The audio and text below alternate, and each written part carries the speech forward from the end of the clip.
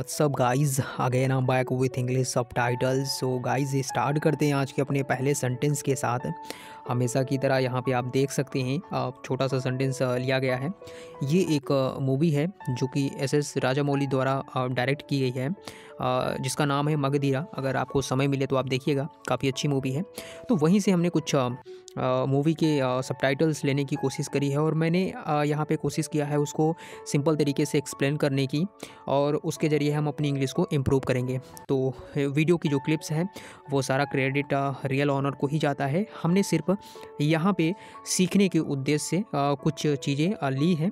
तो हमारा उद्देश्य सिर्फ अपनी इंग्लिश को इम्प्रूव करना है, लर्निंग को बेहतर करना है। इसमें कोई मेरा दावा नहीं है कि ये अपना ही क्लिप्स है। तो आइए हम स्टार्ट करते हैं आज के अपने पहले सेंटेंस के साथ। और जैसा कि आप स्क्रीन पे देख पा रहे होंगे, मैंने जन्म जन्मांतर का वादा निभा दिया। मैंने जन्म जन्मांतर का वादा निभा दिया। इस सेंटेंस को देख के आपको ये बात समझ में आ रही होगी कि ये सेंटेंस पास्ट में लिखा हुआ है, मतलब पास्ट का सेंस दे रहा है, या फिर ये काम हो चुका है। इस टाइप का आपको सेंस समझ में आ रहा होगा। बात कर लेते हैं इस सेंटेंस की।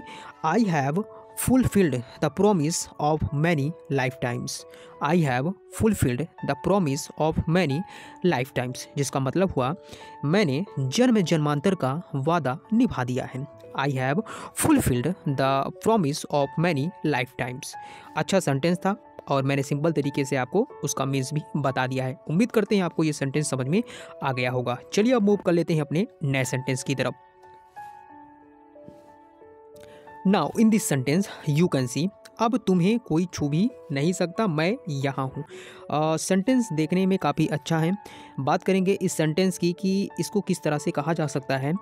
तो no one can even touch you, no one can even touch you, now I am here, now I am here, जिसका सिंपल सा मतलब हुआ कि अब तुम्हें कोई छू भी नहीं सकता, मैं यहाँ हूँ। एक बार अगर आप फिर से ध्यान से देखें, कोई भी नहीं, तो उसका मतलब हुआ no one can even touch you, now I am here, now I am here. Simple sentence है, जितना लिखा गया है उसी को यहाँ पे ट्रांसलेट करने की कोशिश करी गई है, और सारी चीज़ें एज इट इज़ हैं, जैसा कि हिंदी वर्जन में है उसी प्रकार से आपको इंग्लिश वर्जन में भी देखने को मिल जाएगा। तो मुझे लगता है कि इसमें भी आपको कोई दिक्कत होनी नहीं चाहिए। चलिए मूव कर लेते हैं अपने नए सेंटेंस की तरफ।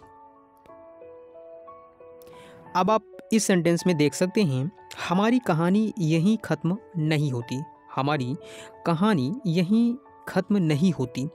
बात कर लेते हैं इस सेंटेंस के बारे में।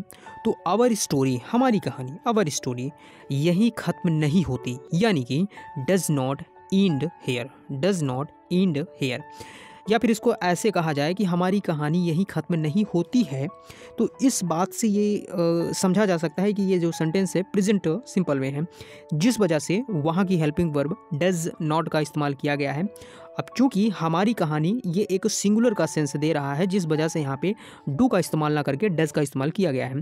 तो our story does not end here, जिसका मतलब हुआ हमारी कहानी यहीं ख़त्म नहीं होती।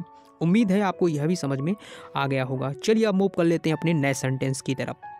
इस सेंटेंस को आप ध्यान से देखें, और इसको अगर आप ध्यान से देखते हैं तो आपको ये बात समझ में आएगी कि कहा यह जा रहा है कि आज जो अधूरा था वह पूरा हो गया। आज जो अधूरा था, यानी कि कोई चीज़ जो कि अधूरी थी वो आज पूरी हो गई है, ऐसा सेंस है। तो अब बात कर लेते हैं इस सेंटेंस को कि क्या और किस तरह से इसको कहा जाएगा। वॉट रिमेंड, रिमेंड का मतलब जो बचा हुआ था, तो वॉट रिमेंड इनकम्प्लीट, यानी कि वो चीज़ जो इनकम्प्लीट थी यानी कि बचा हुआ था या अधूरा था। Has finally been completed today, यानी कि वह पूरा हो गया आज, वह पूरा हो गया आज। तो अगर इसको सेंटेंस फॉर्मेट में सही तरीके से देखें तो आज जो अधूरा था वह पूरा हो गया है, जिसका मतलब हुआ what remained incomplete has finally been completed today, what remained incomplete has finally been completed today. काफ़ी अच्छा सेंटेंस था और मुझे लगता है कि इसमें आपको कहीं भी दिक्कत होनी नहीं चाहिए। तो आपको समझ में आ भी गया होगा। अगर नहीं भी आया हो तो आप कमेंट जरूर करके बताएं कि इस सेंटेंस में यहाँ पे प्रॉब्लम है, तो मैं कोशिश करूँगा कि उसको दोबारा से आपको एक्सप्लेन करके अब बता सकूँ कि कैसे कोई वर्ड यहाँ पे आया हुआ है। तो अगर कोई डाउट होता है ज़रूर आप कमेंट करें और मैं आपके कमेंट का वेट करूँगा। चलिए अब मूव कर लेते हैं अपने नए सेंटेंस की तरफ। इस सेंटेंस में अगर आप देखें तो इसमें बताया जा रहा है कि अब हमारा सफ़र नए जीवन से शुरू होगा यानी ये बात अब फ्यूचर की तरफ इंडिकेट करती हुई कही गई है कि हमारा यानी कि जो सफ़र है अब नए जीवन से शुरू होगा। तो इसके लिए हम सिंपली कह सकते हैं now our journey will begin with a new life. Now our journey will begin with a new life, जिसका मतलब हुआ अब हमारा सफ़र नए जीवन से शुरू होगा। नाउ आवर जर्नी का मतलब हमारा सफ़र, विल यहाँ पे हेल्पिंग वर्ब है जो कि फ्यूचर को इंडिकेट कर रहा है। बिगिन का मतलब शुरू होगा, विथ अ न्यू लाइफ एक नए जीवन के साथ हमारा सफ़र शुरू होगा। Now our journey will begin with a new life. कई बार ये लोगों की शिकायत रहती है कि सेंटेंसेस बनाने में दिक्कत होती है। दिक्कत आपको तभी होती है जब आपका बेसिक क्लियर नहीं रहता, यानी कि अगर आप थोड़ी बहुत टेंस की जानकारी नहीं रखते या फिर किसी पार्टिकुलर हिंदी वर्ड का आपका जो मीनिंग होता है वो क्लियर नहीं होता, तो उस वजह से आपको बनाना नहीं आता। लेकिन अगर उस स्तर से आप ऊपर उठ चुके हैं, आपको ये दोनों ही चीज़ें आती हैं, लेकिन फिर भी आप सेंटेंसेस क्रिएट करने में अपने आप को सक्षम नहीं पाते, तो उसके लिए मुझे लगता है कि सबसे बड़ा कारण है कि आपकी जो प्रैक्टिस है वो कम है।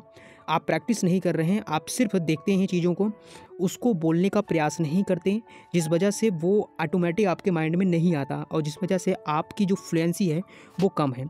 तो उसके लिए मैं आपको सिंपल से सजेस्ट करूँगा कि प्रैक्टिस करिए as much as you can.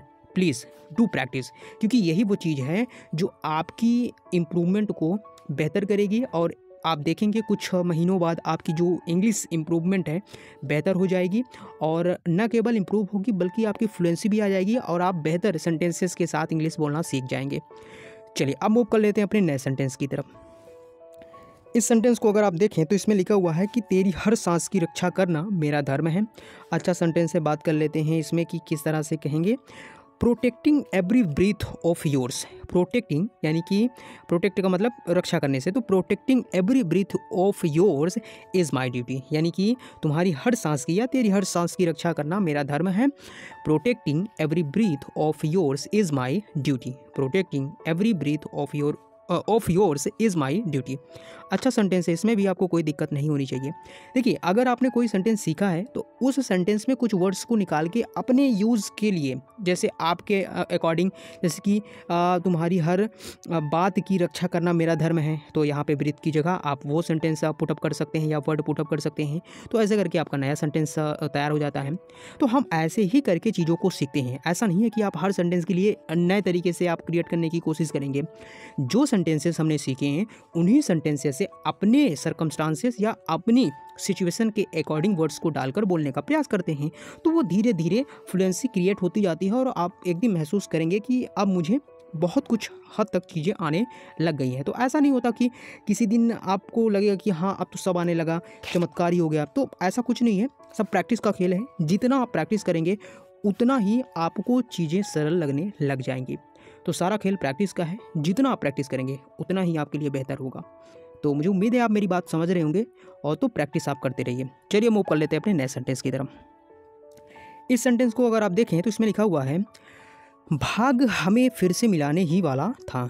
भाग हमें फिर से मिलाने वाला ही था, जिसके लिए कह सकते हैं डेस्टिनी का मतलब भाग।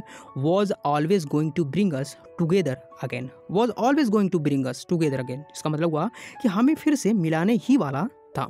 Destiny was always going to bring us together again, इसका मतलब हुआ भाग हमें फिर से मिलाने ही वाला था। उम्मीद करते हैं आपको यह भी सेंटेंस समझ में आ गया होगा। चलिए अब बात कर लेते हैं अपने नए सेंटेंस के बारे में। इस स्लाइड का लास्ट ये सबटाइटल से बात कर लेते हैं इस सेंटेंस में। इस बार मैं तुम्हें खुद से दूर नहीं जाने दूंगा या फिर दूंगी। तो इस टाइप के सेंटेंस के लिए हम कह सकते हैं दिस टाइम, यानी इस बार। आई वॉन्ट या I will not let you go away from me. Let you go away from me यानी कि खुद से दूर जाने नहीं दूंगा, जिसका मतलब हुआ आई वॉन्ट या I will not let you go away from me. I will not let you go away from me. अच्छा सेंटेंस है। मुझे उम्मीद है कि आपको यह भी सेंटेंस समझ में आ गया होगा। काफ़ी अच्छी मूवी है और आप देख ही पा रहे होंगे कि किस तरह से इन सबटाइटल्स के जरिए और ये जो क्लिप्स है इस मूवी का आप देखकर समझ पा रहे होंगे कि कितनी बेहतरीन मूवी होगी। देख सकते हैं, अगर आपको समय हो तो आप मगधीरा करके सर्च करेंगे तो डेफिनेटली आपको ये मूवी मिल जाएगी। समय हो तो आप ज़रूर देखिएगा और हो सके तो सबटाइटल्स के साथ देखिए। अगर सबटाइटल्स वाली मूवी मिल जाती है तो बहुत ही अच्छा है, क्योंकि उसके ज़रिए आप एटलीस्ट ये देख पाएंगे कि वो जो बोल रहे हैं उसका क्या मतलब है और इंग्लिश में क्या सबटाइटल्स लिखा जा रहा है नीचे।